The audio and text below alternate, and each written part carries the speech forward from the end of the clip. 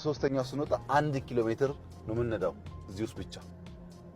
ይሄ ሪፍሌክተር ያለው ይሄ የምታዩት አረንጓዴ የሚታያችሁ ነገር ትራፊክ ሲበዛ እና እዚህ ማቆምና መገልገል ብቻ ሳይሆን አጠቃላይ ፋሲሊቲው በየትኛውም መመዘኛ ቢታይ እጅግ ያማረና ለአይንም ለቱሪዝምም ምቹ ሆኖ የተዘጋጀ ነው። ይህንን ቦታ የማላቅ የማሳመር የማስዋብ ከዚህ የተሻለ ቦታ የመስራት ግዴታ ኃላፊነት እንዳለብን መገንዘብ በጣም አስፈላጊ ነው። ብዙ ይቀረዋል።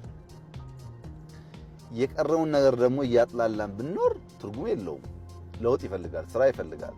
ያ ስራ ያ ግንባታ እንዲመጣ ትብብርና ህልም ያላቸው ሰዎች ያስፈልጉናልና ስራ ሲሰራ እንቅፋት ከመሆን ይልቅ ስራው እንዲሰራ እንዲከናወን አብሮ መቆም አስፈላጊ መሆኑን እግረ መንገድ ማንሳት ጠቃሚ ይሆናል ብዬ ነው።